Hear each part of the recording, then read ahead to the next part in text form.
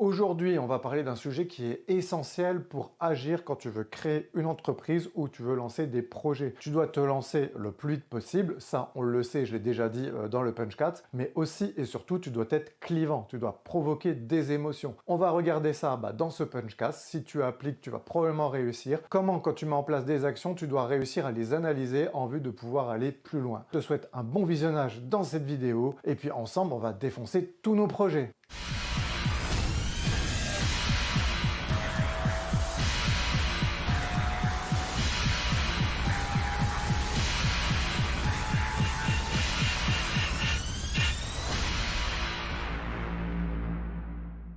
Nouveau Punchcast au rendez-vous hebdomadaire extraordinaire, j'espère que tu vas bien. T'as vu, j'améliore au fur et à mesure du temps. Tu tiens pas compte de la scénographie, c'est juste que je fais du testing et en fait je le fais directement en direct. Dans ce Punchcast, on va voir quelque chose qui est hyper important. L'entrepreneuriat, je l'ai déjà dit, c'est tu te jettes d'une falaise et tu construis ton parachute en cours de route. Si c'est la stratégie du tu agis avant de réfléchir. Tu vois, en fait, c'est-à-dire que si tu réfléchis trop, tu vas probablement mentaliser, créer des hypothèses qui n'existent pas, là où l'important, c'est tout de suite d'avoir du feedback. Un des feedbacks le plus important, tu dois absolument être clivant. C'est-à-dire que tu dois proposer des émotions, tu dois porter une conviction, et si tu fais quelque chose et que personne ne réagit, ça ne va pas marcher. Tu vois, l'entrepreneuriat, c'est très simple, finalement, c'est go ou no go, c'est 1 ou 0, c'est blanc ou noir. En fait, c'est ça marche ou ça marche pas. Et c'est ça qui est important de comprendre, c'est que la plupart du temps, quand on se lance dans des projets, on a tendance à vouloir lancer des choses qui sont trop lisses, des choses qui ne nous ressemblent pas, des choses qui ne vont pas forcément résonner avec des gens. Tu recherches, c'est-à-dire que quand tu proposes quelque chose au monde, tu dois avoir cette première étincelle qui est que les gens te font des feedbacks. Et c'est important que les gens te fassent du feedback. Pourquoi? Parce que quelqu'un te donne le trésor d'apporter des choses pour que tu puisses grandir et évoluer, tu vois, il te donne littéralement de son temps. Au fur et à mesure des épisodes, notamment l'épisode avant-dernier, j'ai commencé à avoir eu des commentaires négatifs, tu vois, notamment la vidéo sur les bullshitpreneurs, vidéo qui a le plus de dislikes sur la chaîne par rapport aux likes. Ça veut dire que quelque part, je touche juste parce que le sujet est clivant. Très important que si tu t'adresses à tout le monde, en réalité, tu deviens une commodité, tu t'adresses à personne, tu vois. Tu veux monter un projet d'entreprise, toi, t'es pas une épicerie du type Carrefour, quoi, où tu vas vendre uniquement des produits de dépendance. Typiquement, le Punchcast, la manière dont je présente les choses, la manière dont je m'exprime, la manière dont je fais la scénographie, le nouveau logo, ça peut plaire ou ça va détester. Mais en tous les cas, je fais des choses, j'incarne. Première entreprise, aux frontières du pixel, c'était sous forme associative. J'ai remarqué que avant, proposer des événements de jeux vidéo à la maison. Tu vois, je crois que j'en ai déjà parlé, mais en fait, pour résumer, j'étais étudiant, je produisais ce qui s'appelle une semaine de rêve. La semaine de rêve, c'était 3 jours de ski, suivi de 2 jours de jeux vidéo en réseau, parce que mes parents n'étaient pas là. Au début, on était juste entre potes, l'idée c'était un peu de geeker comme des cochons. J'ai eu l'idée chaque année, tu vois, d'augmenter, puis de dire aux potes de venir. On se retrouvait à une vingtaine dans la maison, et je demandais de l'argent, en fait, tout simplement pour supporter les frais, tu vois. Qu'ici, tout va bien, tout le monde était content. Ensuite, avec des amis, je décide de monter une association qui s'appelle Aux frontières du pixel et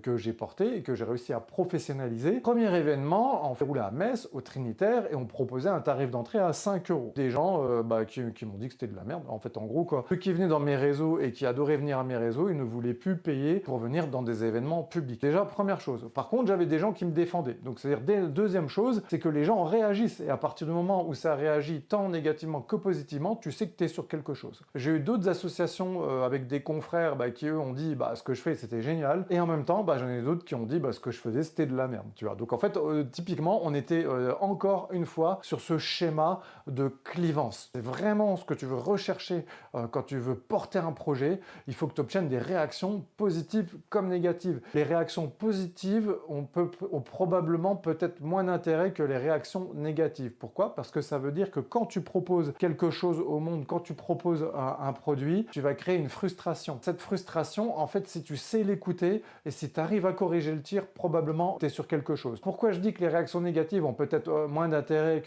plus d'intérêt que les réactions positives? Il faut savoir détecter, comprendre en filigrane ce que ça veut dire. Si quand tu fais quelque chose, c'est flat, Alors flat c'est le plat, hein. C'est-à-dire que tu dis voilà, je vais monter tel projet, il se passe absolument rien sur là tu sais que y a quelque chose qui va pas ou en tout cas tu tapes à côté.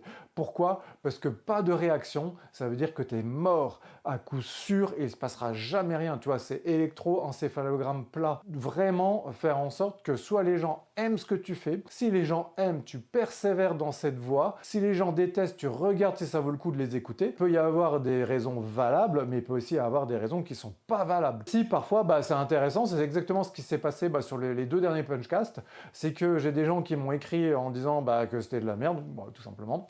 Des personnes qui m'ont dit que celui d'après était génial. Comme quoi, tu vois, c'est-à-dire que t'as quand même des gens au début que tu vois, j'avais pris pour un hater. En fait, c'était pas un hater, c'est juste quelqu'un qui était frustré sur une partie de ma vidéo. Faire en sorte, si tu veux, d'améliorer au fur et à mesure, comme cette scénographie qui est perfectible. Bien sûr, les thématiques n'ont absolument rien à voir. Je te présente Helios Gaming qui est une de mes structures. Je te présente El Director qui est un ancien, on va dire, format podcast. Tu peux t'amuser à regarder sur YouTube, c'était assez marrant. Je fais tout simplement du A/B testing en vue de définir ce que va être la prochaine véritable scénographie du Punchcast, tu vois. Peut-être malin quand tu provoques des réactions. Par exemple, sur le Punchcast, j'ai eu des réactions totalement inattendues.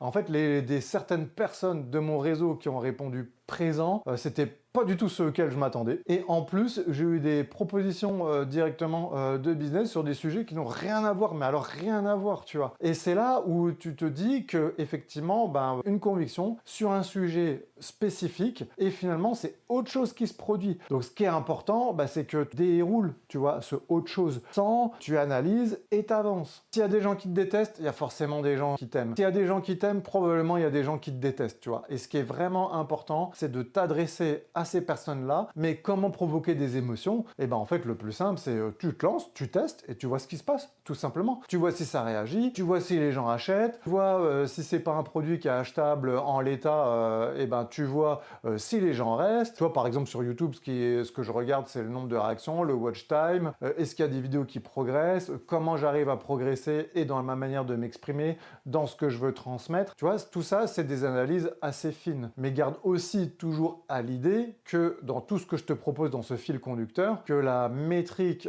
phare, elle va être que combien tu as de clients quand tu montes un projet. Passe ton temps à faire des choses sans savoir ce qui se passe, ça marchera pas. J'ai lancé Punchcast, j'ai eu directement une proposition de collaboration. Je me dis, en fait, ce qui se passe, c'est qu'effectivement, je suis un débutant du YouTube, pas l'hypothèse que j'avais posée qui a prise.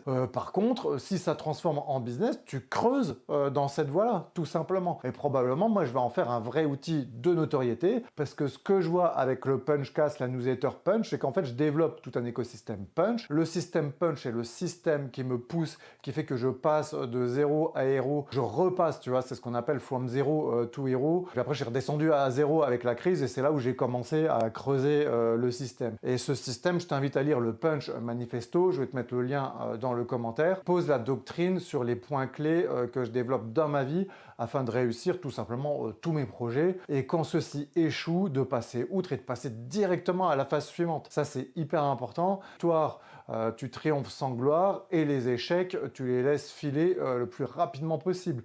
De toute façon, c'est impossible de réussir du premier coup, et c'est impossible de réussir si tu provoques aucune émotion, et tu dois absolument, dans ce que tu fais, être clivant. T'attirer une foule d'ambassadeurs ou t'attirer une foule de haters. Alors bien sûr, c'est plus facile de gérer les ambassadeurs que les haters, bien évidemment. Personne n'aime se faire insulter, enfin, en tout cas, j'aime pas, voilà, tout simplement.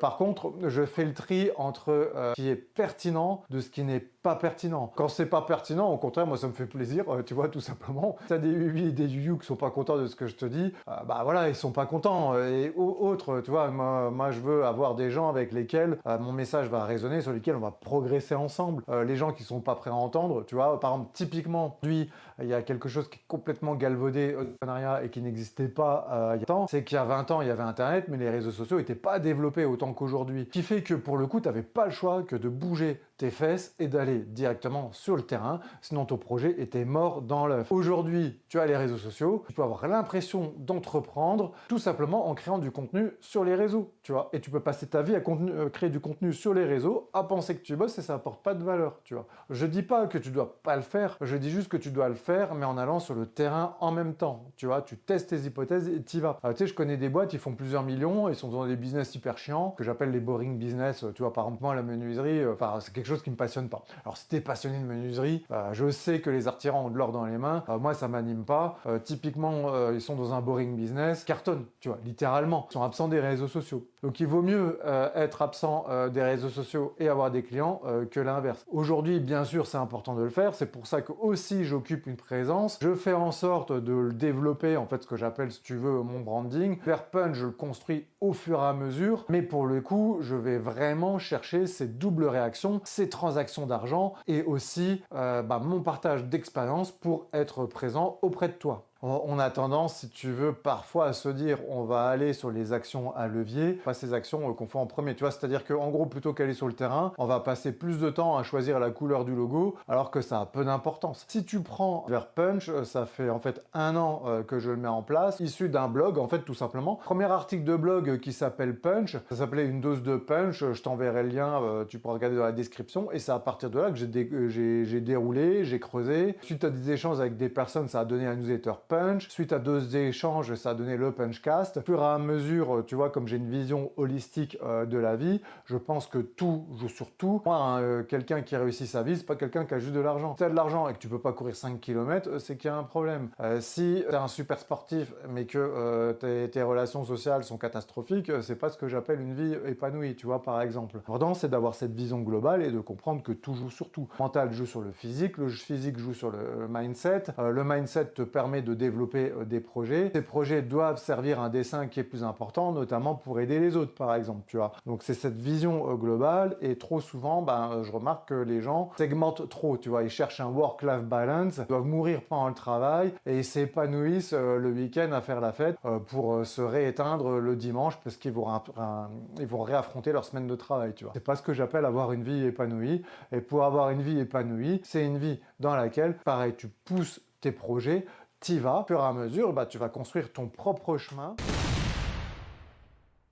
Citation punch de la semaine, elle est de Brad Pitt. Brad Pitt disait « Je fais ça depuis 30 ans, il y a des projets qui marchent et il y a des projets qui marchent pas. » Aussi simple que ça, ne cherche pas trop de causalité dans tes échecs ou dans tes réussites. C'est-à-dire qu'il faut analyser ce que tu fais, toujours ce que toi tu aurais pu faire différemment une fois que tu as les données, tu vois, pour avancer sur les projets suivants. Mais en réalité, il y a tellement de facteurs qui ne dépendent pas de toi. Encore une fois, c'est pour ça que je ne propose pas de méthode d'entrepreneuriat. Il y a des principes fondamentaux qui fonctionnent pour tous les projets et pour le reste c'est trop aléatoire. Tu vois, l'être humain, tu rentres en interaction avec d'autres êtres humains, les autres êtres humains ils ont leur propre vision, ils ont leurs propres problématiques, ils doivent résoudre leurs propres projets personnels. Je veux dire, tu te doutes bien que quand tu leur dis quelque chose, c'est pas forcément le truc qui leur a le plus envie d'entendre, le plus envie de voir. Il faut bien comprendre aussi que c'est les facteurs exogènes vont beaucoup déterminer ta réussite et par exemple, typiquement le momentum. Quand est-ce que tu lances un projet, tu sais, t'as énormément de gens, ils font de l'analyse. Tu vois, alors j'adore ça, je vais prendre le training, je me suis intéressé 3 ans maintenant que je m'y intéresse, et je remarque que tu vois, sur les réseaux, en fait, t'as super plein de gens, ils font que de l'analyse technique. Ils font des beaux graphiques, ils te disent ouais voilà, ah bah alors là il fallait faire ça et tout, mais en fait c'est des gars, t'analyses ce qui s'est passé la veille, tu vois, un peu comme la plupart des économistes. En fait ils t'expliquent l'économie, mais que l'économie de la veille, parce que personne peut prévoir celle qui va arriver demain, tu vois. Quoi? Parce que il y a quelque chose dans les analyses qui s'appelle les signes noirs. Les signes noirs, tu ne peux pas les voir venir. Personne n'avait prévu la pandémie de 2020. Personne dans les manuels avant 2020, il n'y a aucun bouquin de business qui te dit attention, tu peux perdre ton chiffre d'affaires du jour au lendemain. Tu vois, oui, on savait qu'il y avait la crise de 29. Mais tu vois, moi, jamais dans le narratif, c'est dit ah bah ouais, on va tout perdre d'un coup parce qu'il va y avoir une pandémie, on va être mis sous cloche. Et du coup, j'ai pris que des décisions de merde qui m'ont mené à l'échec, tu vois. Bon, voilà, bon. Maintenant, ce qui se passe, c'est que tu fais la tendance inverse, c'est que tu sais aujourd'hui quand tu crées un business que probablement du jour au lendemain, tu peux tout perdre. Donc avec cette vision de pré-mortem project, tu avances et t'anticipes toujours le pire pour vivre le meilleur. Ton travail punch de la semaine, ça consiste à venir autour de ton projet des émotions, des réactions. Est-ce qu'elles sont positives? Est-ce qu'elles sont négatives?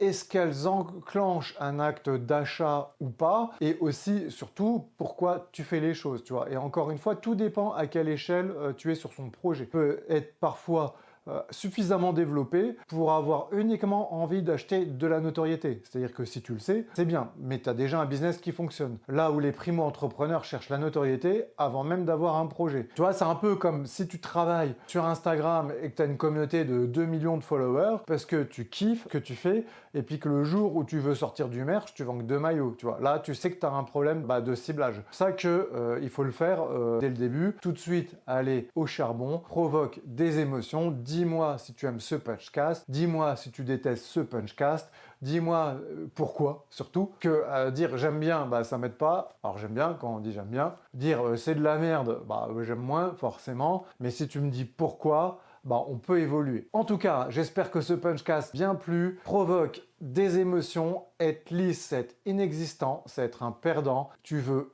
absolument avoir du feedback, positif ou négatif, pas de gris, le gris n'existe pas, c'est go ou no go, 0 ou 1, blanc ou noir. En tout cas, dans tous les cas, je compte sur toi pour que tu t'abonnes, tu fais monter la communauté des punchers, tu t'inscris à un newsletter, t'inscris sur la cloche, ensemble, on va partager la bonne parole et la bonne humeur et on va défoncer tous nos projets. Allez, je te dis à la semaine prochaine. Allez, salut, ciao!